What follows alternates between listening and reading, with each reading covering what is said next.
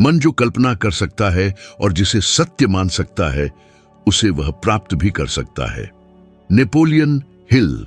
क्या हो अगर मैं आपको बताऊं कि समृद्धि का वह रहस्य जिसकी हिल ने इतनी बार चर्चा की, वह पवित्र ग्रंथों में पहले से ही मौजूद था और एक पूरा समुदाय यहूदी लोग उन्हीं शिक्षाओं का हजारों सालों से चुपचाप उपयोग कर रहा है, जबकि ज्यादातर लोग उन पर ध्यान ही नहीं देते। कभी सोचा है कि वैश्विक आबादी का केवल 2% ही यहूदी मूल का है, लेकिन दुनिया के सबसे बड़े अरबपतियों में 30% से ज्यादा वे ही क्यों हैं? क्या यह महज इत्तेफाक है या पवित्र ग्रंथों में कोई ऐसा आध्यात्मिक और ठोस ज्ञान है जिसे नेपोलियन हिल ने सिर्फ आज के शब्दों में फिर से परिभाषित किया?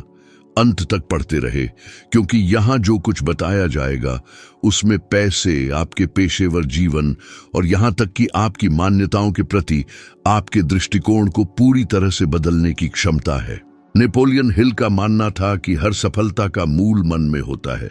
उन्होंने कहा था कि विश्वास ही हर दौलत का आधार है और कोई भी व्यक्ति तब तक स्थायी रूप से समृद्ध नहीं हुआ जब तक उसे यह सच्ची दृढ़ता नहीं थी कि वह सक्षम है।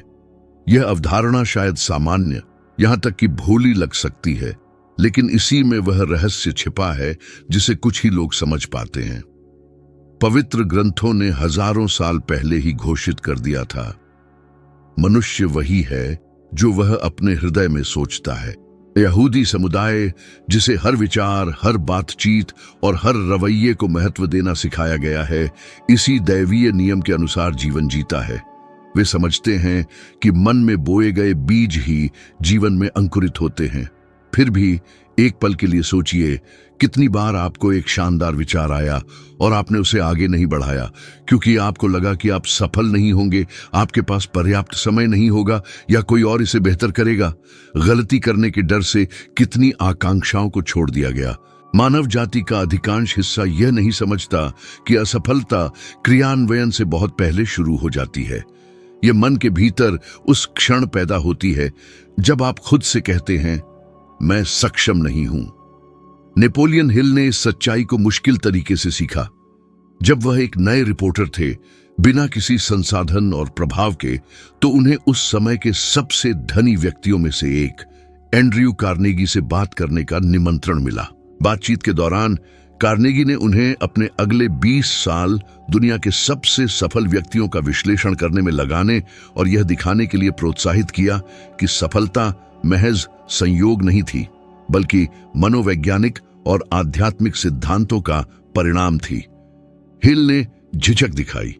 उनके पास कोई वित्तीय सुरक्षा, कोई वेतन नहीं था, बस मौखिक आश्वासन था कि यह मार्ग उन्हें एक सफल और खुशहाल इंसान में बदल देगा। और उसी क्षण उन्होंने वह निर्णय लिया जिसने उनकी नियति को हमेशा के लिए बदल दिया। उन्होंने अपना विश्वास रखा। इस दृढ़ संकल्प ने नेपोलियन हिल को लाखों सामान्य व्यक्तियों से अलग कर दिया। उन्होंने समझा कि विश्वास रखना साहस का एक प्रदर्शन है। विश्वास करना मतलब तर्क के खिलाफ जाना, डर का सामना करना और पूरे रास्ते को देखे बिना भी आगे बढ़ते रहना। और क्या बाइबल में मौजूद विश्वास का यही सार नहीं है? अब्राहम अपनी जमीन से इस बात का ज्ञान न होते हुए भी निकल पड़े कि उनका गंतव्य कहां है, केवल एक वादे पर भरोसा करते हुए। मूसा ने असंभव का सामना हाथ में एक छड़ी और सीने में दृढ़ विश्वास के साथ किया। महान उपलब्धियां हमेशा एक ठोस दृढ़ विश्वास के साथ शुरू हुई। हालांकि एक छिपा हुआ अवरोध है जो ज्यादातर लोगों की सोच को पंगु बना देता है। डर, असफल होने का डर, गलतियां करने का डर, नकारात्मक रूप से आंका जाने का डर। यह डर आकांक्षाओं का सबसे बड़ा विनाशक है और हिल का मानना था कि यह तभी दूर होता है जब इसे कार्रवाई के माध्यम से सामना किया जाए। वह अक्सर दोहराते थे कि विश्वास और डर एक ही मानसिक स्थान में नहीं रह सकते, या तो आप एक को पोषित करते हैं या दूसरे को। और यह दिलचस्प है कि कैसे वर्तमान वैज्ञानिक शोध इस विचार की पुष्टि करता है। न्यूरोसाइंस के क्षेत्र में हाल के अध्ययनों से पता चलता है कि जो व्यक्ति अपने उद्देश्यों की दृढ़ता और तीव्र भावनाओं के साथ कल्पना करते हैं, वे मस्तिष्क के उन क्षेत्रों को सक्रिय करते हैं जो चुनाव और दृढ़ता के लिए जिम्मेदार हैं, जिससे प्रतिकूल परिस्थितियों से निपटने की उनकी क्षमता बढ़ जाती है। ऐसा लगता है कि विश्वास का वास्तव में मानव मस्तिष्क पर एक जैव रासायनिक प्रभाव पड़ता है। हिल ने इस शक्ति को उन कई व्यक्तियों में पाया जिनकी उन्होंने जांच की थी। उदाहरण के लिए हेनरी फोर्ड का मजाक उड़ाया गया जब उन्होंने घोषणा की कि वह एक ऐसा इंजन विकसित करेंगे जिसे कोई संभव नहीं मानता था। सभी तकनीशियनों ने कहा कि यह पागलपन है, लेकिन वह एक ऐसी बात दोहराते थे जो पवित्र ग्रंथों से निकाली गई हो सकती थी। यदि आप सोचते हैं कि आप सक्षम हैं या यदि आप सोचते हैं कि आप सक्षम नहीं हैं, तो दोनों ही मामलों में आप सही हैं। फोर्ड को इतना विश्वास था कि अंत में उन्होंने दिखाया कि मन की शक्ति तर्क से ऊपर है। और आप? पर्याप्त दृढ़ विश्वास की कमी के कारण आपने क्या करने से बचा है? क्या आपने कभी गौर किया है कि अनिश्चितता सावधानी के रूप में कैसे प्रस्तुत होती है? कैसे बुद्धि डर को छिपाने के लिए त्रुटिहीन औचित्य गढ़ती है? राजनीतिक व्यवस्था, आर्थिक क्षेत्र या बुरी किस्मत को दोष देना ज्यादा आसान है, बजाय इसके कि यह स्वीकार किया जाए कि आपको जो चीज रोक रही है वह आपकी अपनी आत्मधारणा है। नेपोलियन हिल का तर्क था कि सोचने की क्षमता में सृजन की शक्ति होती है। उन्होंने सिखाया कि भौतिक स्तर पर जो कुछ भी प्रकट होता है वह सबसे पहले एक व्यक्ति की कल्पना में ही उत्पन्न हुआ था। एक इमारत, एक विमान, एक संगीत रचना, एक उद्यम, सब कुछ विश्वास द्वारा समर्थित एक अवधारणा के रूप में शुरू हुआ। जो लोग इसे साकार करते हैं और जो केवल कल्पना करते हैं, उनके बीच का अंतर इस विश्वास की गहराई में निहित है। जीवन में एक ऐसा बिंदु आता है जब आपको यह तय करना होता है कि आप उन आवाजों को सुनना जारी रखेंगे जो आपसे कहती हैं आप नहीं कर सकते, या उस अंतर्ज्ञान को सुनेंगे जो जोर देकर कहता है आप और भी कुछ के लिए बने हैं। हिल का तर्क था कि जब कोई व्यक्ति एक दृढ़ संकल्प लेता है तो ब्रह्मांड उसके लाभ के लिए काम करता है। ऐसा लगता है मानो अदृश्य ऊर्जाएं उन जगहों पर अवसर पैदा करने के लिए सक्रिय हो जाती हैं जहां पहले केवल बाधाएं थीं।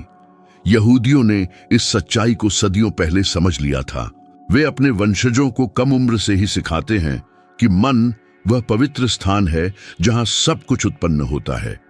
इसलिए वे अपने बच्चों को सीखने, मानसिक संगठन और रचनात्मक सोच को महत्व देने के लिए प्रोत्साहित करते हैं।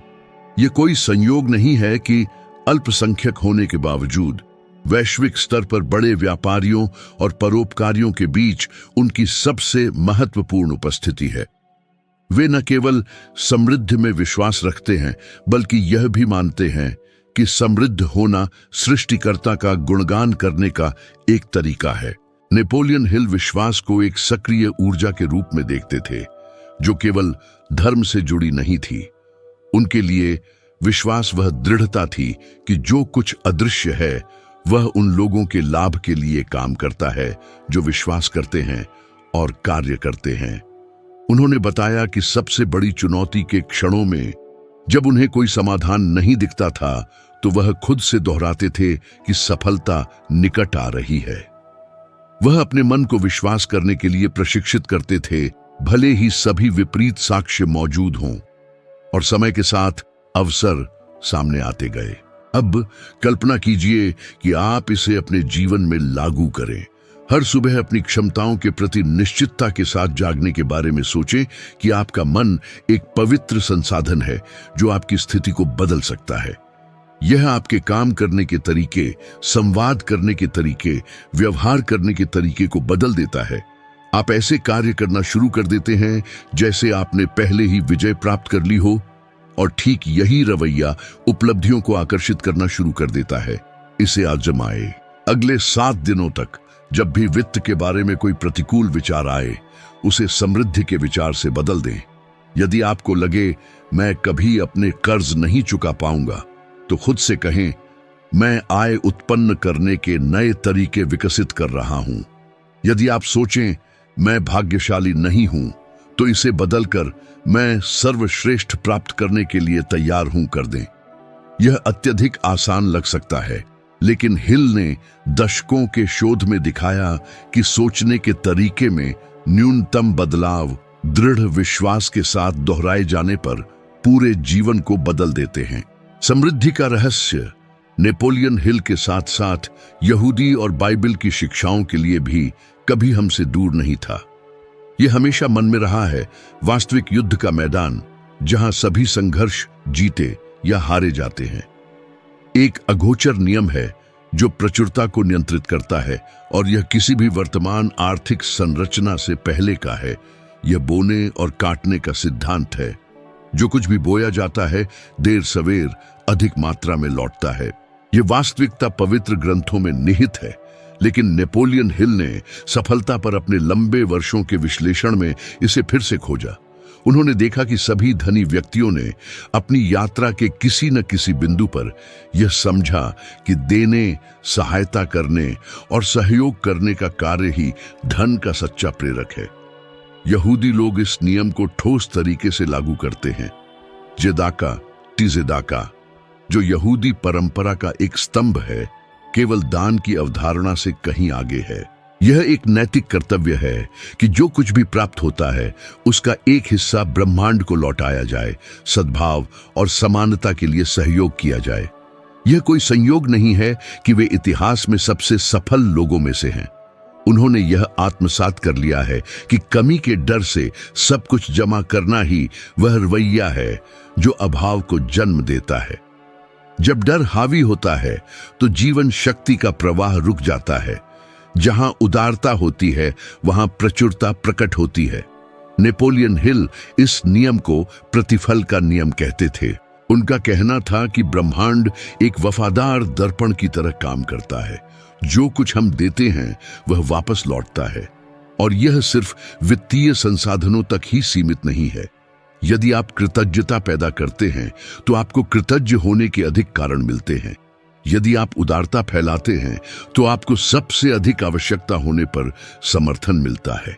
लेकिन यदि आप डर, अविश्वास और महत्वाकांक्षा बोते हैं तो आप अलगाव, कमी और अवरुद्ध मार्ग काटते हैं। आप ऐसे कितने लोगों को जानते हैं जो बहुत मेहनत करते हैं, हर सिक्का बचाते हैं, लेकिन डरे हुए रहते हैं। ये महसूस करते हैं कि पूंजी कभी पर्याप्त नहीं है। ये ऐसा है जैसे वे छेदों वाले बर्तन को भरने की कोशिश कर रहे हों।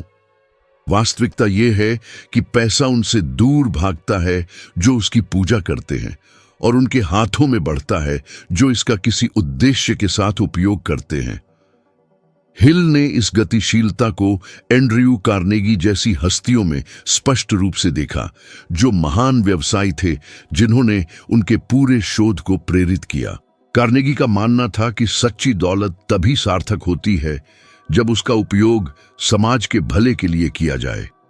इसी कारण से उन्होंने अपनी अधिकांश धन स्कूलों, पुस्तकालयों और अन्य संगठनों के निर्माण के लिए दान कर दिया, जिन्होंने लाखों लोगों के जीवन को बदल दिया। उनके लिए बहुत संपत्ति के साथ मरना लेकिन किसी का समर्थन न करना असफल होना था। यह दिलचस्प है कि बाइबल भी यही सिखाती है। जो उदारता से कार्य करता है उसे बदले में बहुत अधिक मिलता है। लेकिन हिल ने इसका विपरीत भी अनुभव किया। उन्होंने गरीबी को करीब से देखा था। जब 1929 में संयुक्त राज्य अमेरिका में महामंदी आई तो उनके पास कुछ भी नहीं बचा था। उस समय वह सब कुछ छोड़ सकते थे, खुद को अलग कर सकते थे या अपनी किस्मत को दोष दे सकते थे। इसके बजाय उन्होंने अपने आसपास के लोगों की मदद करनी शुरू की। उन्हें यह सिखाने के लिए मुफ्त व्याख्यान दिए कि कैसे उबरना है और जीवन को फिर से बनाना है। और यह ठीक इसी अवधि में था जब उन्होंने बिना कुछ रखे दान दिया, तभी उन्हें नए अवसर मिले। लोग उनके पास आने लगे, निमंत्रण आने लगे और उनकी प्रतिष्ठा बहाल हुई। बोने और काटने का सिद्धांत सच साबित हुआ। यह कहानी हमें आशा देती है क्योंकि यह दिखाती है कि कोई व्यक्ति कितनी भी बुरी स्थिति में क्यों न हो, उदारता किसी भी कठिन परिस्थिति को बदलने की कुंजी है। यह लगभग एक कविता की तरह है। हिल को तभी सफलता मिली जब उन्होंने होने पर ध्यान केंद्रित करना बंद कर दिया और बनने पर अधिक ध्यान देने लगे। आपने कितनी बार सोचा है कि कड़ी मेहनत के बावजूद पैसा कभी पर्याप्त क्यों नहीं लगता? क्या समस्या वास्तव में अवसरों की कमी में है या आपके वित्त से निपटने के तरीके में है? अधिकांश लोग दान करने से डरते हैं क्योंकि वे सोचते हैं कि उनके पास कुछ नहीं बचेगा, लेकिन डर विश्वास का उल्टा है। और जैसा कि हिल कहते थे, कोई एक ही समय में आस्था और डर नहीं रख सकता। सफल होने वालों और केवल गुजारा करने वालों के बीच का अंतर विश्वास में है। जो विश्वास करता है वह कार्य करता है, भले ही उसे पता न हो कि परिणाम कब आएंगे। वर्तमान शोध वही दिखाते हैं जो हिल पहले ही सोच चुके थे। एक प्रसिद्ध विश्वविद्यालय के अध्ययन बताते हैं कि उदार लोग अधिक खुश रहते हैं, लंबा जीवन जीते हैं और तनाव से कम पीड़ित होते हैं।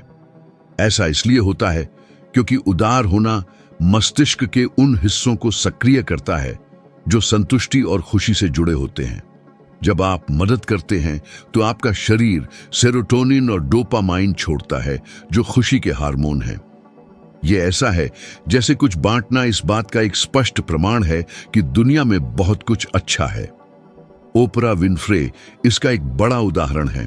उन्होंने हमेशा कहा है कि उनके पैसे उसी अनुपात में बढ़े हैं जिस अनुपात में उन्होंने उद्देश्य के साथ दान करना सीखा। ओपरा ने वह समझा जो हिल सिखाते थे। पैसा केवल बढ़ने का एक माध्यम है। यदि इसका उपयोग समर्थन के लिए किया जाए तो यह अधिक मात्रा में लौटता है, लेकिन यदि इसका उपयोग केवल इकट्ठा करने के लिए किया जाए तो यह अच्छे परिणाम नहीं देता। अब सोचिए, क्या होगा यदि आप इस नियम को 30 दिनों की अवधि के लिए अभ्यास में लाने का निर्णय लें? कल्पना कीजिए कि आप जो कुछ भी प्राप्त करते हैं उसका एक छोटा सा हिस्सा अलग रखते हैं, राशि की परवाह किए बिना, किसी की सहायता करने के लिए, किसी ऐसी चीज में निवेश करने के लिए जिससे दूसरे के जीवन को लाभ हो, या बस कुछ वापस देने के लिए जो आपको दिया गया था। क्या यह विश्वास का एक वास्तविक प्रमाण नहीं होगा? नेपोलियन हिल कहते थे कि ब्रह्मांड उन्हें पसंद करता है जो कार्य करते हैं, सिर्फ विश्वास करने वालों को नहीं। दान देना खोना नहीं है, यह आस्था का कार्य है। और हर बार जब आप विश्वास करते हैं तो आप नई चीजों के आने के लिए जगह खोलते हैं। पैसा पानी की तरह है, उसे घूमना चाहिए। जब उसे डर से रोका जाता है तो वह खराब हो जाता है। जब वह चलता है तो वह हर जगह को शुद्ध करता है और समृद्ध करता है जहां से वह गुजरता है।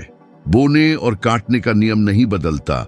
जो विवाद फैलाता है उसे समस्याएं मिलती हैं, जो स्नेह फैलाता है उसे शांति मिलती है, और जो उदारता फैलाता है वह सफलता आकर्षित करता है। नेपोलियन हिल ने इसे एक धार्मिक विचार के रूप में नहीं, बल्कि एक ऐसी चीज के रूप में देखा जो वास्तव में व्यवहार में काम करती है। उन्होंने इसे धनी लोगों, व्यवसाय मालिकों और यहां तक कि अपने स्वयं के जीवन में भी देखा। तो वित्तीय सफलता केवल कड़ी मेहनत से नहीं आती, यह आपकी नीयत से आती है। जब आप कड़ी मेहनत करते हैं और एक बड़े उद्देश्य को ध्यान में रखते हुए दान करते हैं तो सब कुछ दोगुना लौटता है। लेकिन जब आप डर से, बहुत ज्यादा चाहने से या अविश्वास से कार्य करते हैं तो जीवन आपको उसी माप में लौटाता है। बाइबल, हिल और यहूदी शिक्षाएं अलग अलग तरीकों से सहमत हैं।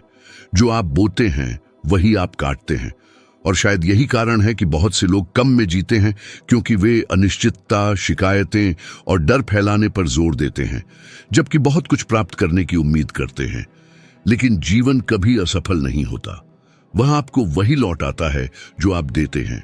जो इसे समझता है वह पैसे को देखने और उपयोग करने का अपना तरीका हमेशा के लिए बदल देता है।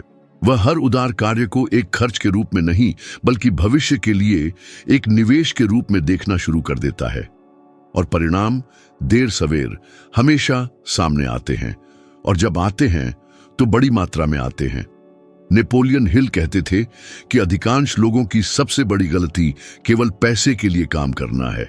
उनके लिए जो केवल लाभ खोजता है वह जरूरतों का गुलाम बन जाता है, जबकि जो एक बड़े कारण के लिए काम करता है वह सफल होने के लिए मुक्त होता है। यह विचार बाइबल की शिक्षाओं जितना ही पुराना है। बहुत पहले यहूदियों ने सीखा था कि सच्चा काम केवल समय को पैसे के बदले बेचना नहीं है, बल्कि यह दिखाने का एक तरीका है कि ईश्वर ने प्रत्येक व्यक्ति में जो उद्देश्य रखा है वह क्या है। वे इसे तिकुन ओलम कहते हैं, अपने कार्यों से दुनिया को बेहतर बनाने का कार्य। जब हिल ने अपने समय के महान धनी उद्यमियों से बात करनी शुरू की, तो उन्होंने देखा कि उन सभी में कुछ सामान्य था। उन्हें स्पष्ट रूप से पता था कि वे क्या चाहते थे। उनमें से कोई भी केवल जीवित रहने के लिए काम नहीं करता था। Andrew Carnegie, Thomas Edison, Henry Ford, सभी के पास एक सुस्पष्ट दृष्टि थी, एक आंतरिक शक्ति थी जो उन्हें तब भी चलाती थी जब सब कुछ गलत होता दिख रहा था। हिल इसे स्पष्ट उद्देश्य कहते थे और कहते थे कि ब्रह्मांड उनके पक्ष में काम करता है, जिनका एक मजबूत उद्देश्य होता है, क्योंकि यह निश्चितता, दिशा, ऊर्जा और अर्थ उत्पन्न करती है। लेकिन उन लोगों का क्या होता है जो बिना किसी उद्देश्य के जीते हैं? हिल ने देखा कि अधिकांश लोग पैसा, मान्यता और अनुमोदन के पीछे भागते हुए जीवन बिताते हैं, लेकिन एक खालीपन महसूस करते हैं जो दूर नहीं होता। वे संपत्ति जमा करते हैं, लेकिन उन्हें कोई अर्थ नहीं मिलता, और यह कुछ ऐसा है जिसकी वर्तमान विज्ञान भी पुष्टि करता है। एक प्रसिद्ध विश्लेषण कंपनी के शोध बताते हैं कि दुनिया में केवल 15% लोग अपनी नौकरियों में खुश महसूस करते हैं। बाकी खामोशी से निराश रहते हैं, ऐसी दिनचर्या का पालन करते हैं जो यह नहीं दिखाती कि वे वास्तव में कौन हैं। यह उद्देश्यहीनता न केवल ऊर्जा छीन लेती है, बल्कि चिंता, अनिद्रा और शारीरिक स्वास्थ्य समस्याओं का कारण भी बनती है। क्या आपने कभी सोचा है कि कितने लोग हर दिन केवल कर्ज चुकाने के लिए जागते हैं? कितने लोग थके हुए सोते हैं, ये महसूस करते हुए कि वे कुछ भी आगे नहीं बढ़े हैं। जीवन खुशी के बिना अथक प्रयास का एक अंतहीन चक्र बन जाता है, और हिल का मानना था कि यही वास्तविक विफलता थी, बिना किसी दिशा के जीना। उनका कहना था कि पैसा केवल एक स्पष्ट उद्देश्य का परिणाम है। जब आप अपने से बड़ी किसी चीज की सेवा करते हैं, तो पैसा स्वाभाविक रूप से आपके साथ आता है, जो मूल्य आप उत्पन्न करते हैं उसके परिणाम स्वरूप। हिल की एक जानी मानी कहानी है जिसमें वह अपने जीवन के सबसे कठिन चरणों में से एक के बारे में बताते हैं। उनका बेटा ब्लेयर सुनने की क्षमता के बिना पैदा हुआ था। डॉक्टरों ने कहा था कि वह कभी कोई आवाज नहीं सुनेगा, कि उसका जीवन सीमित रहेगा। लेकिन हिल इस भविष्य को स्वीकार नहीं करना चाहते थे। उनका मानना था कि लोगों का मन किसी भी परिस्थिति को बदल सकता है। कई सालों तक उन्होंने बेटे से ऐसे बात की जैसे वह उसे सुन सकता हो। उन्होंने उसे यह विश्वास रखना सिखाया कि कुछ भी असंभव नहीं है, और परिणाम अविश्वसनीय था। ब्लेयर ने न केवल उन समय की एक सरल तकनीक की मदद से सुनना सीखा, बल्कि जीत का एक वैश्विक उदाहरण भी बन गया। इस घटना ने पूरी दुनिया को भावुक कर दिया और हिल के महान सबक की पुष्टि की। जब उद्देश्य आस्था से प्रेरित होता है, तो जो असंभव लगता है वह केवल एक दृष्टिकोण बन जाता है। यह कहानी दिल को छू लेती है, क्योंकि यह दिखाती है कि उद्देश्य रखना शरीर या धन की किसी भी बाधा से अधिक मजबूत है। और यही बात यहूदी बहुत गहराई से समझते हैं। वे सिखाते हैं कि कार्य पवित्र है जब वह एक बड़े उद्देश्य की सेवा करता है। एक विक्रेता केवल पैसे कमाने के लिए नहीं बेचता, वह समुदाय की मदद करता है। एक चिकित्सक केवल शरीर का इलाज नहीं करता, बल्कि ईश्वर द्वारा बनाए गए जीवन का सम्मान करता है। एक शिक्षक सिर्फ ज्ञान ही नहीं देता, बल्कि लोगों का भविष्य गढ़ता है। यही वजह है कि वित्तीय सफलता स्वाभाविक रूप से उनके बीच आती है, क्योंकि उनका उद्देश्य पैसे से पहले होता है। नेपोलियन हिल ने यह बात नोट की थी कि जिसका लक्ष्य स्पष्ट होता है वह कठिनाइयों से निराश नहीं होता। उद्देश्य वाला व्यक्ति भय से नियंत्रित नहीं होता, क्योंकि वह जानता है कि वह एक महत्वपूर्ण कार्य पूरा कर रहा है। और जो व्यक्ति उद्देश्य के साथ जीता है, उसे हर समय प्रोत्साहन की आवश्यकता नहीं होती, क्योंकि उसकी अपनी दृष्टि ही वह ऊर्जा है जो उसे हर दिन आगे बढ़ाती है। जब कार्य करने का कारण बहुत मजबूत होता है, तो अनिश्चितता गायब हो जाती है। अब रुककर सोचें, आपका वास्तविक जीवन का उद्देश्य क्या है? क्या आप उसके अनुसार जी रहे हैं या केवल गुजारा कर रहे हैं? हिल का मानना था कि अपने उद्देश्य को खोजना रचनात्मक मन को जगाने का पहला कदम है। जब आप अपने अस्तित्व का कारण खोज लेते हैं तो आपकी ऊर्जा बहुत बढ़ जाती है, आपकी रचनात्मकता उभर आती है और अवसर अचानक सामने आने लगते हैं। यह ऐसा है मानो ब्रह्मांड आपके पक्ष में काम करने लगता है। स्टीव जॉब्स इस विचार का एक समकालीन उदाहरण है। हालांकि उन्होंने नेपोलियन हिल को व्यक्तिगत रूप से नहीं जाना था, लेकिन वे उनकी शिक्षाओं के अनुसार ही जिए। जॉब्स कहते थे कि एप्पल का उद्देश्य सिर्फ कंप्यूटर बेचना नहीं था, बल्कि प्रौद्योगिकी के माध्यम से दुनिया को बदलना था। एक स्पष्ट दृष्टिकोण ही था जिसने उन्हें दृढ़ बनाए रखा, तब भी जब उन्हें अपनी ही कंपनी से निकाल दिया गया। उनके पास कुछ ऐसा था जो पैसा नहीं खरीद सकता, एक गहरा उद्देश्य। यही उद्देश्य था जो उन्हें हर सुबह एक अटूट जुनून के साथ उठने पर मजबूर करता था। इसी जुनून ने उन्हें ऐसे अभिनव उत्पाद बनाने के लिए प्रेरित किया जिन्होंने पीढ़ियों के लोगों को रूपांतरित और लाभान्वित किया। बाइबल हमें सिखाती है कि जहां दृष्टि नहीं, लोग भटक जाते हैं। नेपोलियन हिल ने इस विचार की सीधी व्याख्या करते हुए कहा कि एक सुविचारित उद्देश्य के बिना मानव मन भटक जाता है और असफलता अपरिहार्य हो जाती है। यह समझना महत्वपूर्ण है कि जो व्यक्ति बिना स्पष्ट दिशा के जीता है, उसके लिए स्थायी धन का निर्माण करना असंभव है। इसी कारण से कई लोग बड़े उत्साह के साथ परियोजनाएं शुरू करते हैं, लेकिन बीच रास्ते में ही हार मान लेते हैं।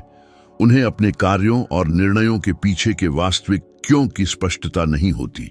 सबसे बड़ा रहस्य यह है कि आप अपने दैनिक कार्यों को अपनी सच्ची मान्यताओं के साथ लगातार संरेखित करें।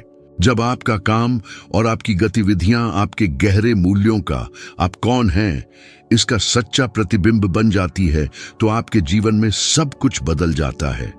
आपके द्वारा समर्पित समय का एक बहुत गहरा अर्थ हो जाता है। चुनौतियां जो पहले भारी बोझ लगती थीं, अब आपके व्यक्तिगत और व्यावसायिक विकास के लिए स्वाभाविक और आवश्यक चरणों के रूप में देखी जाती है। हिल का दृढ़ विश्वास था कि उद्देश्य ही वह महत्वपूर्ण कड़ी है जो आपके विश्वास और आपकी मान्यताओं को आपके व्यावहारिक कार्यों से जोड़ती है। यही वह है जो आपके सभी प्रयासों को वास्तविक उपलब्धियों में और आपकी दैनिक दिनचर्या को एक स्थायी विरासत में बदल देता है। एक सरल और खुलासा करने वाला अभ्यास करें। अगले 5 दिनों तक अपने दैनिक जीवन में आप जो कुछ भी करते हैं उस पर ध्यान से गौर करें। हर क्रिया, हर निर्णय पर ईमानदारी से खुद से पूछें, जो मैं अभी कर रहा हूं, क्या वह मुझे मेरे वास्तविक जीवन के उद्देश्य के करीब लाता है या इसके विपरीत मुझे उससे दूर ले जाता है? यह आत्मविश्लेषण कुछ क्षणों में थोड़ा असहज हो सकता है, क्योंकि यह हमें महत्वपूर्ण सच्चाइयों का सामना करने के लिए मजबूर करता है। हालांकि यही पहला और सबसे महत्वपूर्ण कदम है, ताकि आप अपने जीवन को फिर से संरेखित कर सकें और उसे उस दिशा में ले जा सकें जहां आप वास्तव में चाहते हैं। हिल अक्सर कहते थे कि एक उद्देश्यहीन व्यक्ति बिना पतवार के जहाज के समान है। वह भले ही चल सकता है और धाराओं द्वारा बहाया जा सकता है, लेकिन वह कभी किसी विशिष्ट गंतव्य पर नहीं पहुंचेगा। और शायद यह एक स्पष्ट उद्देश्य की कमी ही है जो इतने सारे लोगों को खोया हुआ महसूस कराती है। भले ही वे अनगिनत अवसरों से घिरे हों, वे कड़ी मेहनत करते हैं, लगन से पढ़ाई करते हैं, वांछित स्थिरता की तलाश करते हैं, लेकिन फिर भी आंतरिक शांति नहीं खोज पाते। सच्ची शांति और पूर्ण संतुष्टि तभी जन्म लेती है जब हमारी आत्मा पहचानती है कि वह उस अद्वितीय भूमिका को पूरा कर रही है जिसके लिए उसे बनाया गया था। नेपोलियन हिल जैसे व्यक्तित्व बाइबल की सदियों पुरानी शिक्षाएं और यहूदी धर्म की समृद्ध ज्ञान एक ही शक्तिशाली सत्य पर मिलते हैं। सच्ची सफलता का मतलब अधिक वस्तुओं या संपत्ति होना नहीं है। सच्ची सफलता का मतलब अधिक होना, व्यक्ति के रूप में विकसित होना और बढ़ना है। जब आप एक सुविचारित उद्देश्य के साथ जीते हैं तो पैसा मुख्य लक्ष्य नहीं रहता और स्वाभाविक रूप से आपके जीवन की प्रतिध्वनि बन जाता है, एक सार्थक और मूल्यवान अस्तित्व का परिणाम। अब जब आपने इन शिक्षाओं की गहराई और शक्ति को समझना शुरू कर दिया है, तो जीवन को पहले जैसा देखना वास्तव में असंभव है। जब आप समझते हैं कि मन ही सारी संपत्ति का वास्तविक स्रोत और उत्पत्ति है, कि विचार आपकी वास्तविकता के निर्माण के लिए आपका सबसे शक्तिशाली साधन है और विश्वास ही वह आवश्यक ईंधन है जो सब कुछ चलाता है, तो आप यह महसूस करना शुरू करते हैं कि आपकी यात्रा में कुछ भी केवल संयोग नहीं है। सफलता कोई विशेषाधिकार नहीं है जो लोगों के एक छोटे समूह के लिए आरक्षित हो। यह वास्तव में उन लोगों के लिए एक सीधा और स्वाभाविक परिणाम है जो अलग तरह से सोचने का फैसला करते हैं, जो सामान्य से हटकर चलने की हिम्मत करते हैं। और इस बिंदु तक पढ़ने का आपका तथ्य स्पष्ट रूप से इंगित करता है कि आप उस विशेष समूह का हिस्सा हैं। आप वह व्यक्ति हैं जो ऑटो पायलट पर जीने से इनकार करते हैं, जो समृद्धि को नियंत्रित करने वाले अक्सर अदृश्य कानूनों को सक्रिय रूप से समझने की कोशिश करते हैं और सबसे बढ़कर अपने जीवन में उन चीजों को लागू करने और अभ्यास में लाने के लिए तैयार हैं जिन्हें अधिकांश लोग बस अनदेखा या उपेक्षित करते हैं। अगला वीडियो जो अभी आपकी स्क्रीन पर दिख रहा है, आपके द्वारा प्राप्त इस समझ को और भी विस्तृत करेगा। इसे आपको शैक्षिक तरीके से और एक कदम दर कदम मार्गदर्शन में यह दिखाने के लिए सावधानीपूर्वक तैयार किया गया है कि आप इन सभी परिवर्तनकारी सिद्धांतों को अपनी दिनचर्या और अपने वास्तविक जीवन में कैसे लागू कर सकते हैं। मैं आपको इस वीडियो पर क्लिक करने और मेरे साथ सीखने और व्यक्तिगत विकास की इस महत्वपूर्ण यात्रा को जारी रखने के लिए आमंत्रित करता हूं। यह महत्वपूर्ण है कि आप जानें कि मैं यहां केवल धन या सफलता के बारे में बात करने के लिए नहीं हूं।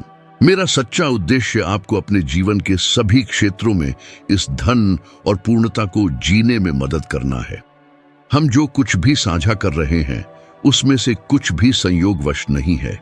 हर चीज का एक अर्थ है और हर चीज के पीछे का क्यों हमारे अगले वीडियो में और भी गहराई से प्रकट होगा।